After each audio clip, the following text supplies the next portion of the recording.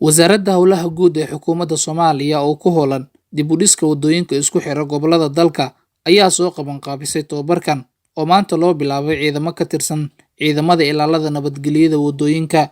Khuburo iyo injineero ka tirsan Wasaaradda Howlaha Guud ayaa bixinaya tababarkan. Agaasimaha Maamulka iyo Maaliyadda ee Wasaaradda Howlaha Guud ee Xukuumadda Soomaaliya, Maxamed Cabduqaadir Xuseen, ayaa daahfuray tababarkan. kulankeena maanta iyo tababarkaana waxaa dhaliyay oo keenay in hawshii ay iska socoto. Wasaaradda Howlaha Guud ay u xirxiranayso inay wadooyin dhisto. waa maqlayseen waayadan idaacadaha wadooyin waaweyn oo isku xira gobollada dalka la bilaabi doonaa sanadkan gudihiisa. hadda qaaraa socda wadada Afgooy Muqdisho isku xirta way socotaa. waxaa ku xiga wadada Muqdisho Jowhar isku xigta ayadana oo dhawaan la bilaabi doonaa. ka bacdina wadooyin waaweyn oo gobollada dhexe u badan ayaa bilaaban doona. iyo waxaa ku jirta hal wado oo ah Luuq iyo isku xirta Doolow ayadana way ku jirtaa. ilaa 5 wado waaweyn oo gobollada bilaaban doona.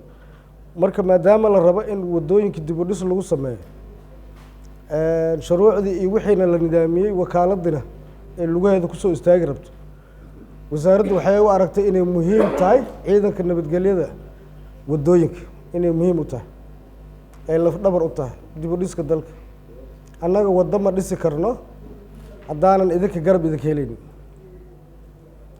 shuruucdaa na faraysa waddo markii la dhisaayo ee la rabo in waddo ay ka howlgasho Wasaaradda Howlaha Guud waxaa ka hormaraya ciidanka nabadgelyada wadooyinka.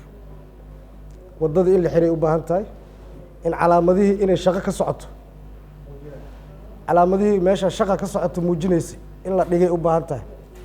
gaadiidkii horey u ogaay waddadan in la isticmaalay mari jiray waxa hagaaya ee u sheegaya in waddadan la xiray shaqo ka socoto kuna hagaaya waddadii kale ay isticmaali lahaayeen gaadiidka. Jenaraal Maxamed Cumar Yuusuf Madaale, taliyaha ciidamada nabadgelyada wadooyinka ee taraafikada, ayaa munaasabadan furitaanka tababarka ka hadlay. Wasaaradda Howlaha Guud iyo booliiska nabadgelyada wadooyinkana waxaa isku xira xeerka nabadgelyada wadooyinka sida ay qabaan qodobka 47 iyo kan 62 ee xeerka nabadgelyada wadooyinku. waxaa naga dhaxaysa shaqo ah inaan ka wada shaqeyno nidaaminta wadooyinka oo ay dhismahooda leeyihiin Wasaaradda Howlaha Guud. qorshahooda iyo dhismahooda iyo maalgelintooda iyagaa laga rabaa oo sameynayaba, jidkaas iyagaa maraya. inta waddadu socoto ciidan baan u noqonaynaa, waa la shaqeynaynaa. kadibna gaadiidka badqabkiisa iyo sida lagu qaadanayo ruqsadda baabuur wadista ayaanu ka wada shaqeynaynaa. waxaana faraya xeerka nabadgelyada wadooyinka qodobka 47 iyo qodobka 62 ee xeerka.